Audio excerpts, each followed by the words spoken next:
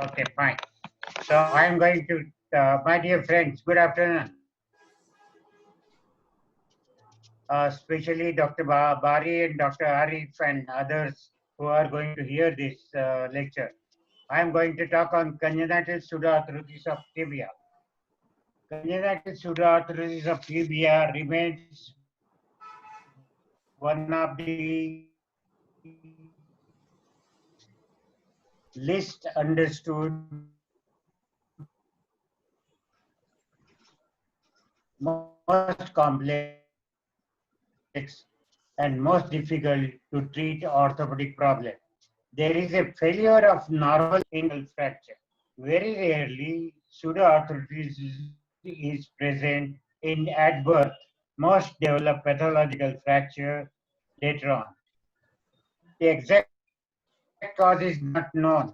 This disorder is not a single entity, but rather a syndrome of several different pathological conditions. Neurofibromatosis is one of the most common cause.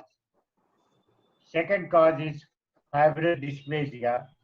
Third cause is it causes a congenital ring on the lower one-fourth of the leg, uh, and that ring causes a pressure necrosis on the bone itself. It constricts the skin band over lower half of the leg, and hereditary, reported by few authors. The pathology is the site of pseudoarthritis usually surrounded by thickened periosteum and a heavy cuff of fibrous tissue. McLeavany believed the presence of hamartomatous proliferated soft tissue interference with bone production and normal callus formation. This hematomatous proliferated soft tissue, interferes the production of callus. It was also seen that the tightly adherent thickened band of fibrous tissue constricts the bone, decreases the blood supply, and causes osseous atrophy due to the pressure. Another hypothesis has come out that there is a aggressive osteolytic fibromatosis. The younger the child, more aggressiveness is the lesion. With growth, the aggressiveness of fibromatous diminishes until puberty. Classification is Anderson's classification and Elizar's classification, and later on Dorr-Pallet's classification. Anderson's classification shows dysplastic type, cystic type, late type, clubfoot type, angulated pseudoarthrosis. Some people follow the Bart's classification in which 6 types have been decided. Dysplastic type is the diameter of the tibia is narrowed, sclerosis present, partial or complete obliteration of the medullary canal,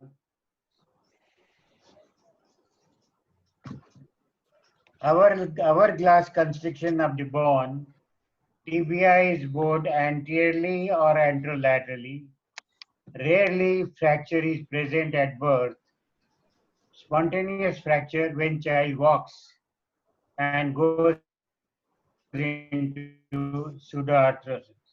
This type is notoriously prone to non-union and refracture.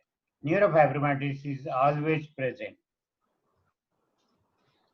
Cystic type.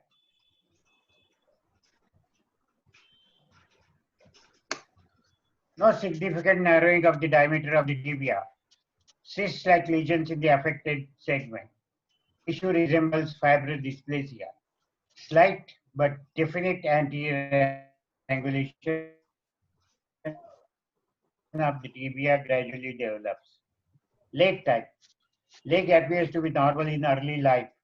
Affected leg may be shorter.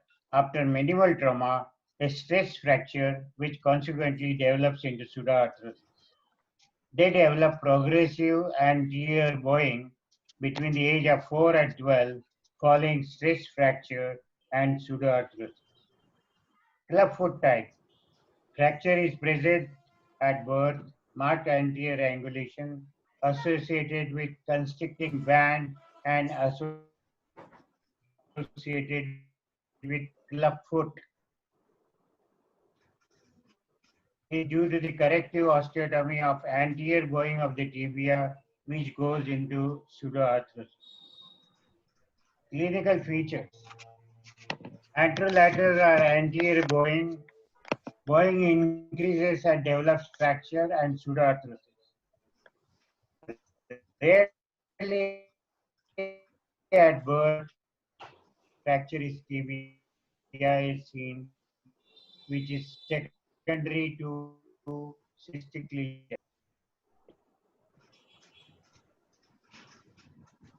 If there is a cystic lesion, you may see spots, deformity of the spine, and clubfoot. Isolated congenital pseudoarthritis of fibula is rare. Radiological features. There may be cyst formation, sclerosis at the pathological portion of the tibia, ground glass appearance, angulation, hourglass thinning, loss of medullary cavity, fracture through dysplastic site, and established pseudoarthritis. Treatment. Treatment of CPT is one of the most challenging problems. Surgery is the only way to obtain union.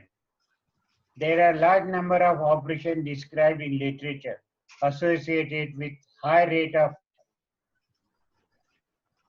failures and complications. Currently, the following procedures are popular. One is Elizarov method, and second is vascularized fibular graft. The recommended age when surgery is to be done is between 2 and 4 years. Technically, the whole hamartomatous and fibrous tissue must be excised. The bone defect can be treated with end-to-end compression and lengthening of the higher level, lengthening by corticotomy at higher level, or the defect can be filled with bone transportation. The fibrous tissue and sclerotic bone should be resected till the bony ends bleed with open medullary canal. The bone excising the bone till the bony ends bleed little, which is called Paprika sign. Then you open the medullary canal proximally as well as distally, and the compression. You have to take a incision like straight Z type, because if you take a straight incision and if you excise this much portion, the skin closure becomes difficult. So if you have a Z incision, then even after excision of this, uh, you can do the skin incision, the closure properly. So you have excised this portion which is bad and pathological, so, and open the medullary canal proximally as well as distally, and then try to compress both the this gap, fill up with the lower portion of the tibia, bring it up, and fill up this gap and do the compression at this side, because they should not displace when you are putting your Elizarov frame. You can put a K wire from lower down to upper side so that there is no displacement of this portion and it is compressed here. Then you do the corticotomy here and put your Elizarov frame, one ring here, another ring here, third ring here, and you bring the corticotomy at this level, do the lengthening so that a good callus or regenerate formation occurs. Meanwhile, this is a compressed so that this heals up and you get a proper length of the tibia. If the same way here, you do the bone grafting here and do the compression. If your ends of the bones are like this, you can do side to side fixation and a compression here so that, and corticotomy at the higher level to bring the limb length equal. If your bones are like this, one is pointed one and one is broad one, you can do the telescopy of the bone ends after clearing those material, fibrous tissue, do the corticotomy here to bring the uh, length proper. Another case here like that.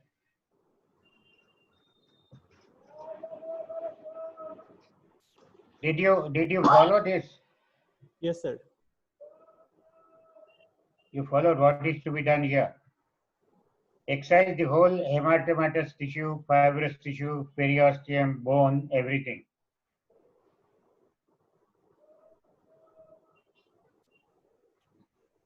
So there are some case presentation I am going to do. This is a girl, you can see here, there is anterior angulation. It is 5 centimeters short leg. This is, you can see here, I have anterior angulation, pseudoarthrosis here. And this girl was operated 4-5 times. And then you do excision of this bone, all hematematous bone, do the corticotomy at the higher level, and start distracting here and keep the compression here so that this is the clinical picture of this girl. This is the compression between these two rings, and there is distraction between this ring and this ring to get the length of the foot, length of the leg. And this girl could sit and walk with this frame. So this is after the frame was removed when the length was equal, and you can see here the correction, complete normal leg, complete correction, and normal union. The X-ray shows a good regenerate formation here, and in the end, you got a very good healing at the compression site and very good regenerate formation. And this happens in about 11 months. This took 11 months. In the children, it takes about 10 to 12 months, but in adult, it takes very long time. Another case you can see here, there is a anterolateral angulation here with shortening, X-ray, anterolateral angulation, pseudoarthrosis. You can see here, this girl was operated 3-4 times where plating was done and nailing was done, and still the fracture did not unite. As literature says that there are a lot of complications and results are very bad after all doing all these internal fixation for congenital pseudoarthrosis of tibia. So this was the after opening. This was the fibrous tissue. You can see here this bone is white and avascular, which is excised from here to here. This was the bone excised, and then this left out bone of the distal part and the proximal part, they are brought together, and by Elizarov frame it is compressed. So this is with the clinical picture of this girl, and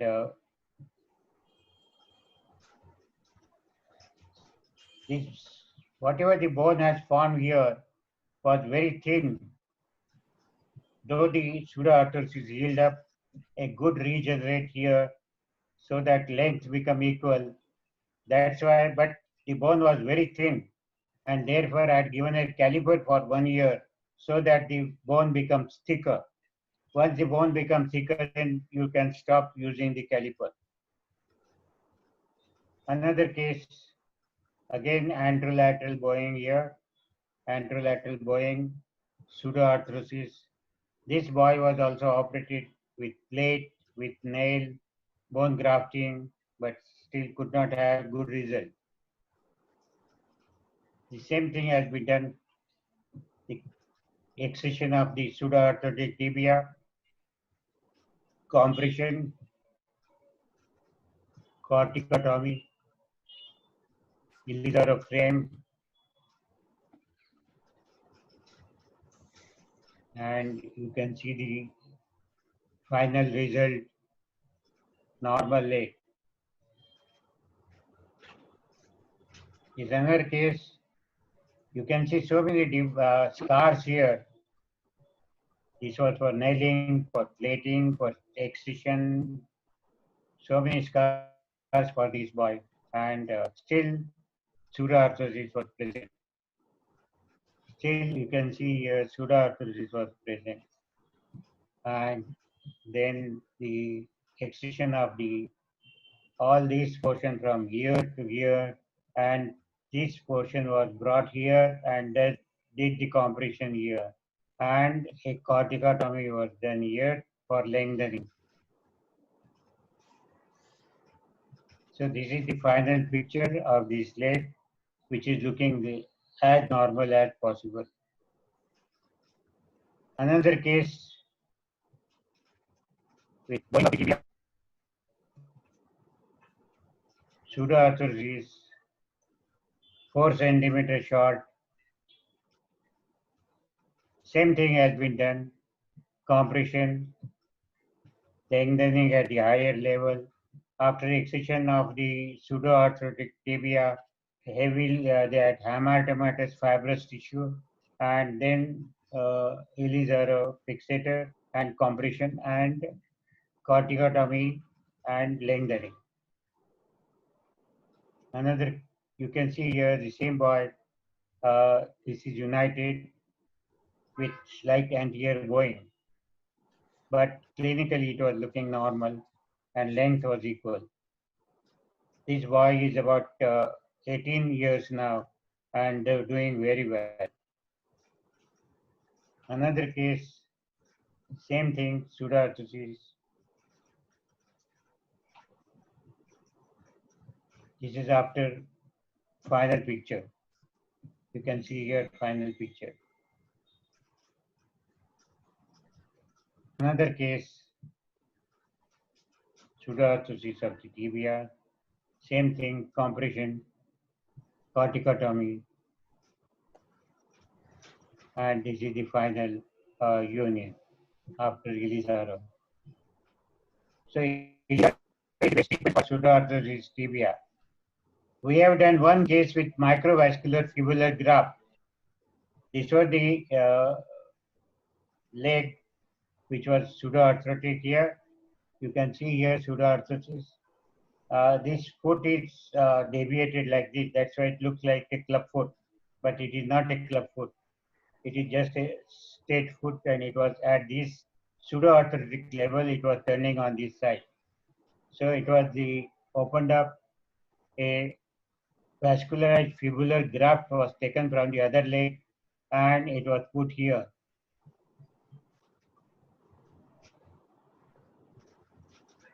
X-rays you can see here, and that graft was fixed with the plate, with the whatever tibia was there, and in the end, the pseudoarthrosis healed up. You can see here it healed up very well. Anyway, a support so that there should not be break for 1 year. But when you do vascularized fibular graft, the shortening remains. But in Ileezaro, you can do shortening at the same time what is necessary for pseudoarthrosis of tibia. And you can do lengthening also at the same time. So 11 cases of congenital pseudoarthrosis of tibia, age between 4 and 14 years, 10 cases treated with Ileezaro fixator after excision of hematomatter tissue and bone, primary compression after excision of the tibia, fibrous tissue, and corticotomy at proximal end of the tibia for lengthening. One case treated with microvascular fibular graft, but it's required lengthening by another surgery. By using Ileezaro fixator, you can correct the deformity and lengthening of the tibia together by one surgery. Results are excellent by Ileezaro technique. Thank you very much. Any questions? Thank you, sir, for your nice presentation. And sir, for question answer session, should you continue the next session, and after that we can go for question answer session, or you want to just have question? As you like. You please. Yes, sir. Bari sir. You allow Satish to same case present, then sir will talk next one. Okay, sir. And we'll finish this one. We'll finish this one talk, and then he will present next one. Otherwise, everybody will, forget the questions. Okay, sir. Sir, better, sir, you take a rest for a couple of minutes, and Satish sir want to present one of his case with pseudoarthrosis, and after completing the pseudoarthrosis tibia, we'll go for the tibial non-union, and in between, we go for the question for pseudoarthrosis, sir. Okay. Yes. Okay. Sir, can you please stop the screen share now, sir? Satish sir, can you hear me, sir? Yes, yes. Yes, sir. Please get ready. After the stopping the screen share, you can share your screen. Yeah.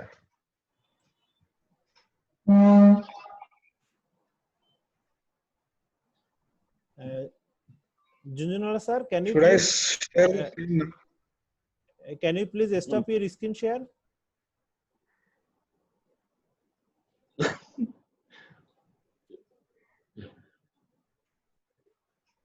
জুনজুলা সাথে উঠে table theory মনে এখানে নাই Mainuddin, Dr. Mainuddin, can you please stop your microphone so that noise is less?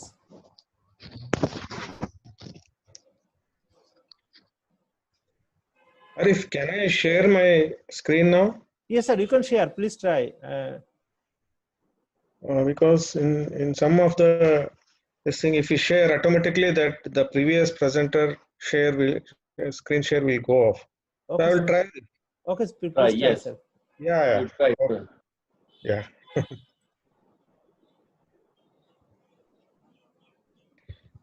Good afternoon, everybody. I thank Bari sir and Dr. Yes, Arif Sir, for. you shared your screen, sir, already? Yeah. Good. Oh. Dr. Arif, Yes, sir. please, of the previous screen was seen. So first you should stop the. Nazmudin previous sir, share. please wait for He's some tried. minutes. Satish, you try with this. Junjunwala sir already left. So keeping the screen here. Are you seeing my screen now, sir? No, sir. No. I think Junjunwala sir. Sir, now Yes. you can share Now. your screen. Yeah, I will share it again once Yes, again. sir.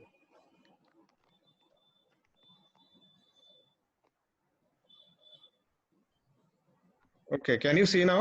Yes, sir. Yes, you can yes. see. Yes, sir. Go on. Okay. Yeah. Thanks a lot, sir. Thanks. I thank Bari sir, Dr. Arif for allowing me to present my experience on treating congenital pseudoarthrosis tibia in my setup.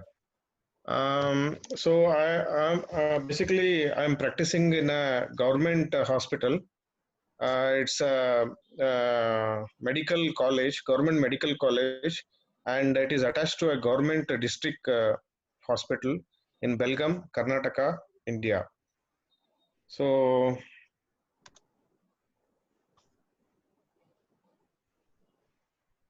it's not moving. Yeah. Yes, sir. So this is a 7-year-old boy. He's a very poor chap, and actually the teacher of the school which this boy is studying, he brought me because I corrected some of the CTVs of the same school. So the teacher brought me this patient. Is a 7-year-old boy by name Javed. So he presented to me with this kind of picture. He had a bulbous swelling in the distal tibia with severe deformity. So this was the X-ray picture of the same patient. Normally, this type of patients, so that is the CPT patients, they are mistaken by many of the orthopedic surgeons as a distal tibia fracture. Normally, as Junjanwala sir mentioned, normally they present with যারা Covid duty করতেছে ওরা বেশি ধরা Please they present, mute your microphone. usually they present with a fracture-like picture. So previously they will be having a tubular CPT. With the trivial trauma, they get fracture, and many of the orthopedic surgeons they think that it is a traumatic fracture, and they end up with doing these things like fixing with K-wire, fixing with screw, fixing with plate, and again they end up with non-union. So basically, these patients will be Crawford type 4 type of CPT, and they end up with very bad CPT. So this patient, as you saw, because of the previous surgery, there was little bit inflammation at the CPT site because of the underlying implant. So I took the patient. He presented to me in the month of 2017, in the month of 9th month of 2017. So I took him to the surgery immediately. Actually, there is a scheme in our hospital in Karnataka, like for physically handicapped people, the government is sponsoring 1 lakh rupees per patient. So I applied this boy for that scheme and got sanctioned of about 20,000 rupees. So just for the ring purpose, they sanctioned 20,000 rupees, and I could operate on him. So I took him for surgery and did an excision of hematoma, as you can see in this picture.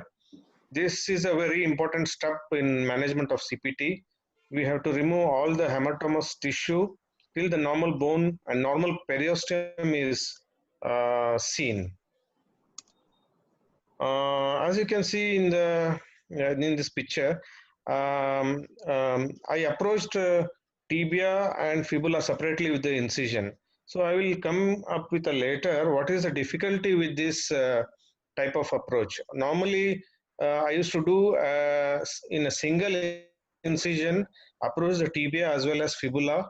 So, but in this patient, I approached it separately, but and landed up with little difficulty. So after I excised the hematoma, then I had to harvest the periosteal bone graft. So here you can see, this is a 7-year-old boy. He had a very good thick periosteum. I harvested it from the inner table of the ilium, just beneath the iliacus muscle.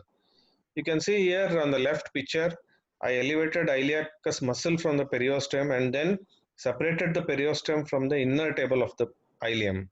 So this almost the square type of periosteum was harvested from the inner side, and then also I harvested some bone graft also. So in this manner, I wrapped the periosteum, that is the inner layer of the periosteum, that is cambium layer, should be facing the bone, and then I tied up the periosteum around the excised bone, and then inserted little bone graft which I harvested from the ilium. Before doing this, I inserted the intramedullary rod, maybe a L wire or a thick K wire from the calcaneum. So this is how I do, and I wrapped the non-union site with periosteum and bone graft. So this is the X-ray picture. You can see the intramedullary rod inside the distal and the proximal fragment, and here was the skin incision. So later, what happened? There was a blowout of the suture. It got infected, and then you can see at the end of 12th month, there was gradual resorption of the bone. So, but I continually tried doing the compression, and gradually there was absorption of the distal fragment and absorption of the bone graft also. But I continued gradual compression. At January 2018, it started showing signs of union at the non-union site. I did not do lengthening in this patient because there was an inflammation when the patient presented to me. So I just waited for the patient. But that waiting has helped me, because if I would have done the proximal corticotomy at this time, I would have landed with complication. So after 8 months, the non-union united. This was the picture, and this was the X-ray picture after the removal of the ring. And this is after 8 months. This was the picture. I had given him orthosis of this type. He was walking. He's walking very comfortably now. 1 year 7 months after Ilizarov removal, and this is the picture.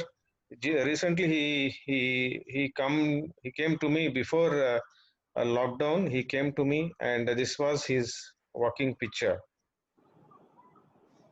He's walking very comfortably, and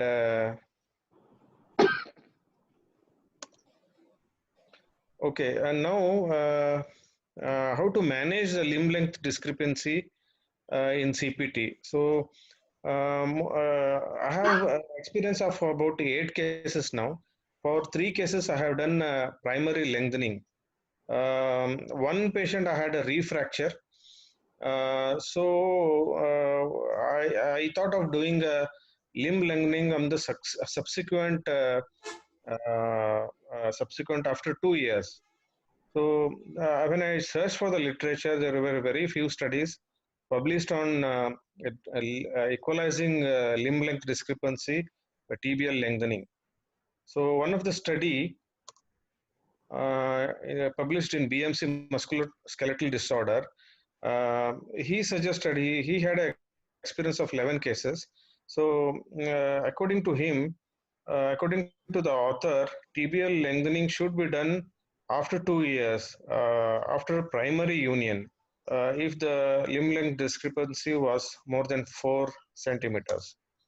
So according to the author, the advantage of tibial lengthening after 2 years, performing the tibial lengthening of 2 years of CPT union, he believed that walking with protective orthosis improve the blood circulation of tibia, and hence it increases the density of the bone, and which helps in good callus formation and regeneration when we do a corticotomy after 2 years of CPT union. It also, this method also decreases the healing index and axonal fixation time.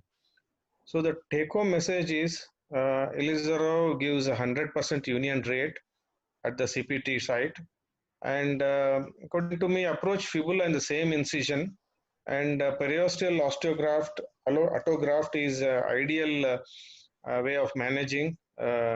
Always protect tibia with intramedullary rod to prevent refracture, and no need of lengthening. Recently, we had a lecture by Dr. Dror Palais. He also suggested that he doesn't do any lengthening primarily. So he, according to the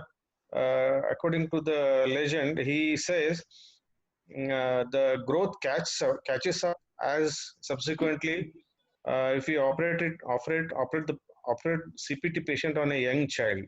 So I followed the same thing now, and I don't do lengthening primarily, and I have seen some of my patient catching the growth, and if it doesn't happen, then we can always have option of lengthening later on. Thank you, sir. Thank you, sir, for your nice and short presentation. And Bari sir, I think we may just complete the presentation, then we go for the interaction session and question answer session. Okay, So, okay. Okay, now I am requesting Junjunwala sir for his presentation. Junjunwala sir, can you hear me? Junjunwala sir, can you hear me? Please go for your next presentation. And Satish sir and for Junjunwala sir, their information, there are lots of questions to me in the inbox regarding the pseudoarthrosis. I think we can discuss it just after the Junjunwala sir presentation.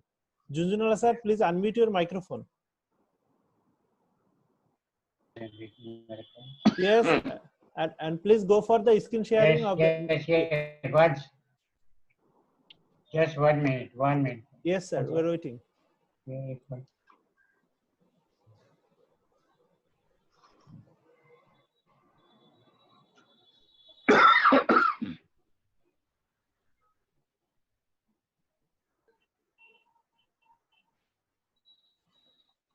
Everyone is requested to send the question to my chat box so that we can have discussion. Today, I will ask the question to the presenter directly from the chat box. And the congenital pseudoarthrosis TBI is a very interesting thing, and you have lots of questions. So you can ask directly to the legendary Professor Junjunwala sir and also to the Professor Satish sir.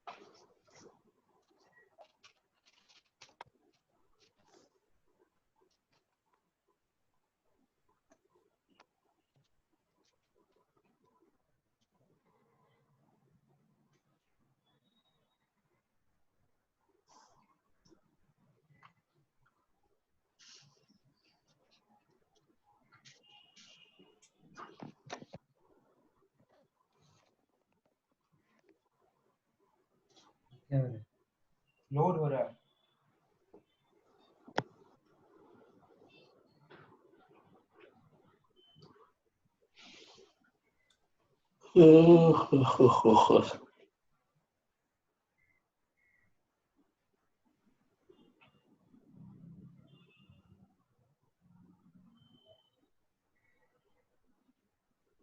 कितनी देर लगेगा?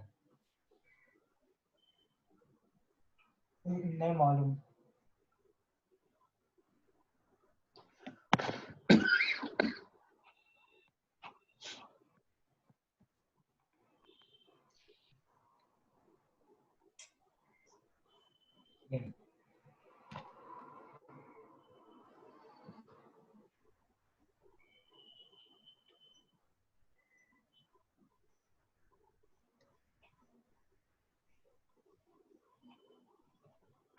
हो गया Okay, we can see the screen. Okay. Yes, sir. Okay, can I start? Yes, sir. Yes, sir. You can start, sir.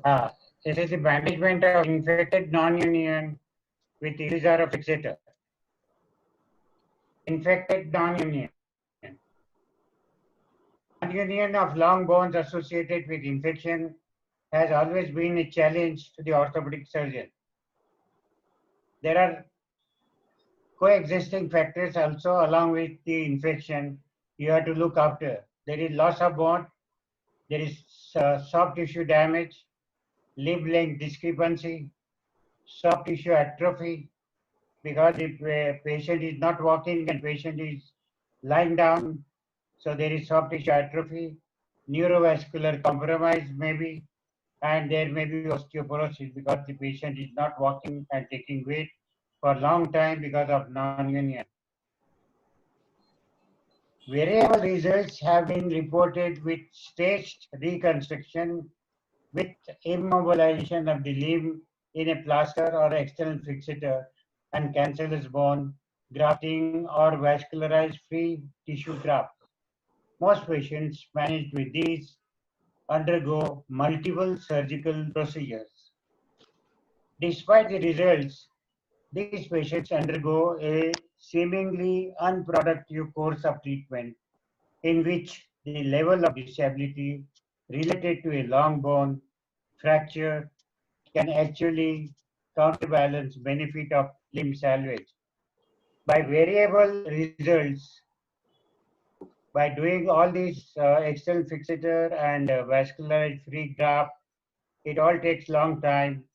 So the level of disability related to a long bone fracture can actually counterbalance benefit of limb salvage.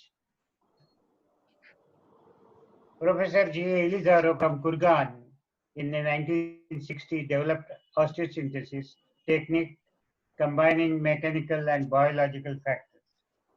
The technique involved removal of non-viable tissue, all foreign bodies or hardware, application of constructed wire fixator ring frame, and correction by distraction osteogenesis or by compression.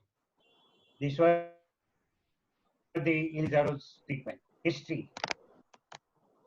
In 1841, Edward Hartstone introduced the word pseudoarthrosis in his monograph, which described a wide variety of non-surgical methods. So the pseudoarthrosis was first described by Edward Hartstone in 1841.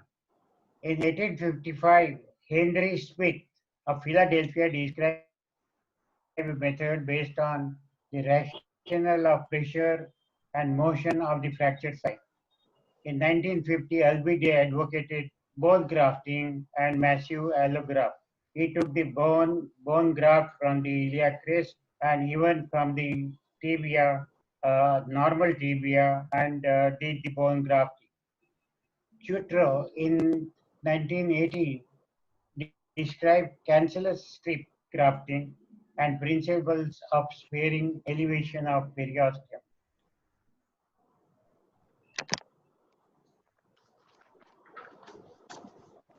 Hemister in 1930 rejected cancellous strips and advocated full thickness cortical graft along with its endosteal surface. He used a full thickness cortical graft. In 1970, Papineau described open bone grafting till granulation tissue forms, and later skin grafting can be done. He used to put cancellous bone at the fracture site, non-union site, and keep it open so that the granulation starts from the bone, and once the granulation comes, they used to put the skin graft. And Professor Elizardo in 1960 described his technique, which I have shown already. This is his technique, involved removal of non-viable tissue, all foreign bodies or hardware, application of constructed wire fixator ring, that is Elizardo frame, and correction by distraction osteogenesis or by compression. And he stated, infection burns in the fire of the regenerate. In order to eradicate infection, obtain union and a functional limb, one often needs to take courageous measures, hence increasing the risk of failures. Regular principle of debridement, stabilization, and antibiotic therapy result in an acceptable cure for less severe type of infection. For more severe or recalcitrant infection, one needs radical debridement, sometimes plastic procedures with application of stable fixator to attain bony union. Normally, there are options in diaphyseal non-unions. And what are the normal options? One is extensive debridement and local soft tissue flap, free microvascular flaps and bone transplant, Boyd's procedure, Papagnios cancellous grafting, intramedullary fixation, internal fixation with plates and screws, external fixation, unilateral fixator. Sometimes you may require fibulectomy, cast application, electrical stimulation, and arthrotripsy. These are the different methods which you can do it for normal bone in a normal fashion and normal option. Weber had classified non-unions like hypervascular or hypertrophic type, that is elephant foot, horse hoof type, or oligotrophic type. Avascular, that is atrophic type, is torsion wedge type, comminuted type, gap type, and atrophic type. Elizar described classified non-union as stiff, less than 7 degrees moment at the fracture site, and lax when there is more than 7 degrees moment at the fracture site. Doré-Palais described and classified in 1980s to consider presence of infection, deformity, bone loss, and mobility at the non-union site. Aseptic non-union without bone loss, he described as A1 as lax and A2 as stiff. Aseptic non-union with bone loss, no shortening, fibula intact. B2 is shortening, no bone loss, overlap. B3, bone defect and shortening. And C he described as infected non-union, lax with infection, stiff without deformity with infection, stiff with deformity with infection, and C4 infected non-union with poor skin and presence of sinuses. Debridement is the removal of all dead tissues along with the radical resection of bone till healthy margins are obtained. This is identified by punctate bleeding from the bone edges, and that is called a paprika sign. You go on excising the avascular bone on proximally as distally as you get punctate bleeding, and that is a paprika sign. When you get it, till that time you go on excising slowly, little bone from the different non-union site. And then you open the medullary canal proximally as well as distally.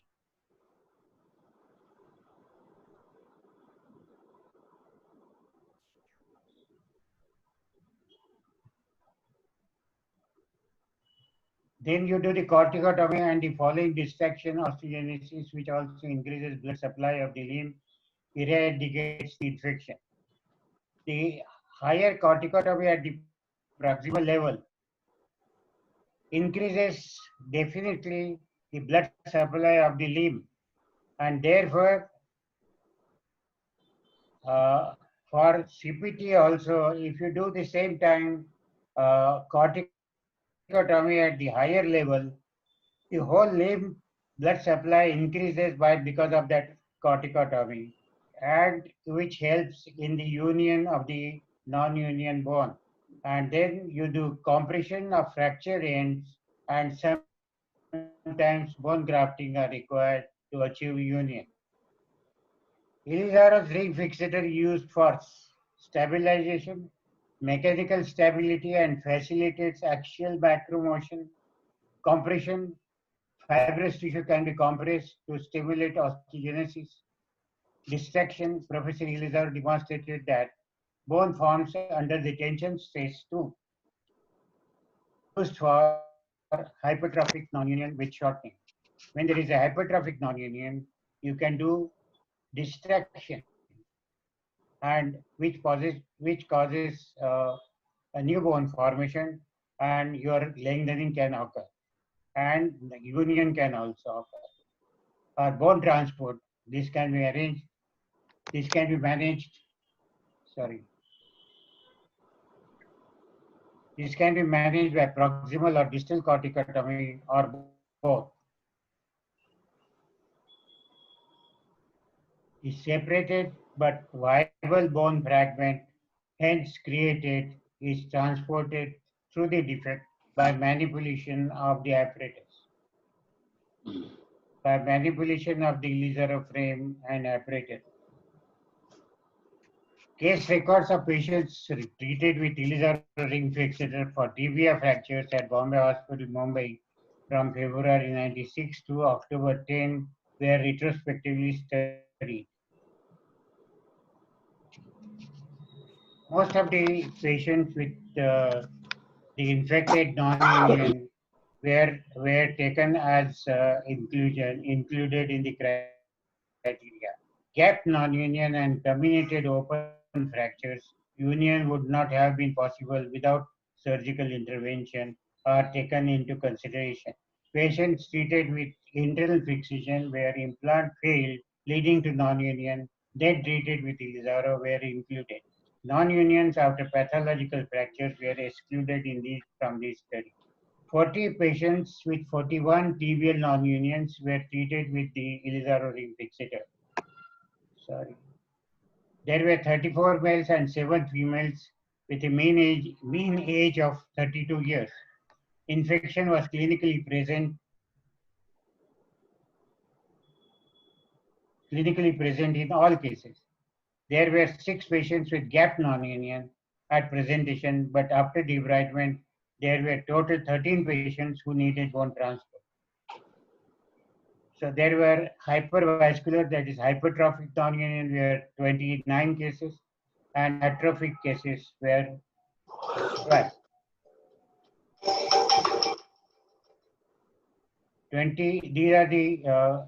These are the closed fracture, 7 cases. Type 1 open fracture in 3 cases. Type 2 in 14 cases. Type 3 in 7 cases. Type 3B was in 8 cases, and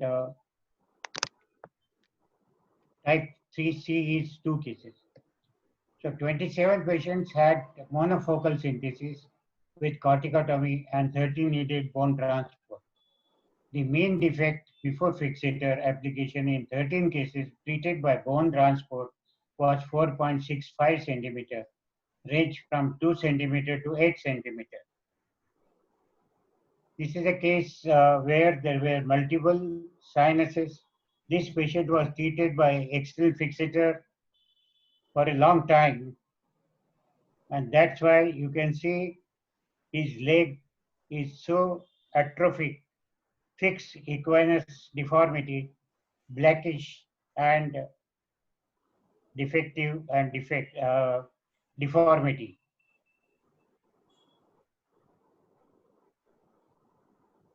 So when this patient came, we have found a pre-construction Ilizarov frame with the Ilizarov for the equinus deformity also to correction.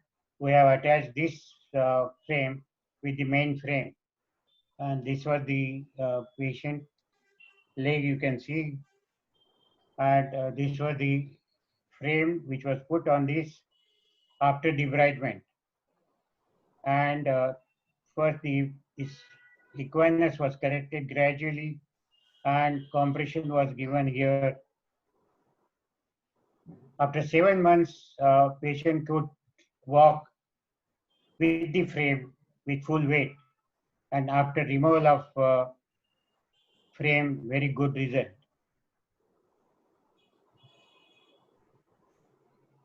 Leg absolutely normal, equinus completely corrected. Another case with grade 3B comminuted tibia fracture, lower 1/4 tibia with the external fixator, You can see here comminuted pieces. We had done the debridement, removed all avascular tissues, and then a microvascular skin latissimus graft was put on the area which was all open, and external fixator was continued to use. Once the macrovascular flap matured, then we put the Ilizarov and did the corticotomy here and transported this whole tibia down. And you can see here the whole tibia has come down, and the leg was looking more or less normal. Good result after 8 months. This was the closed fracture of the tibia, operated by someone converted to open infected non-union. Those people who don't know how to operate, they convert a normal non-union, normal fracture into infected non-union.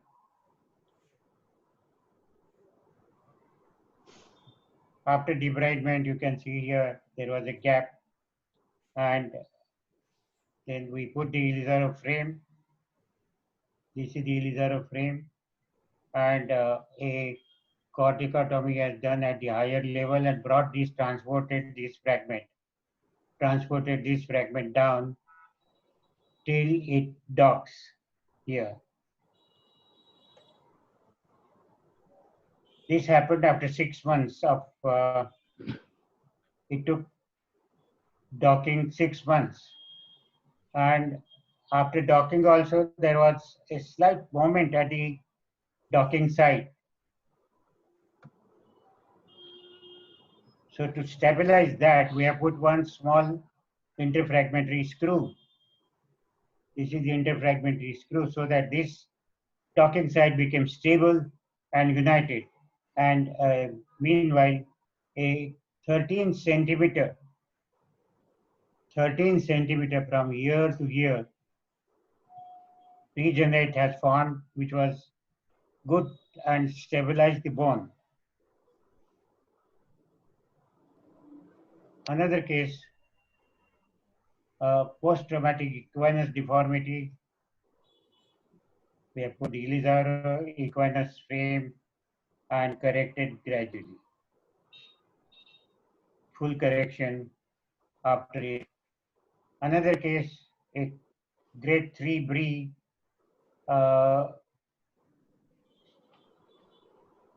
This was grade 3B tibia fracture, not attended for a long time. So there was the avascular bone became sequestrated. So we did the debridement, removed the avascular bone, that is sequestrated, and then he was put on external fixator.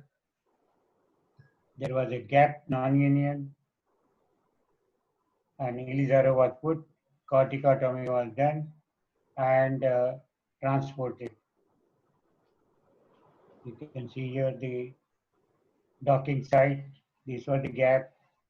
This was the regenerate and transported fragment, and gradually it healed up in 3 months' time. So you can see after 1 year, very good regenerate here, good bone formation, and docking site healed up.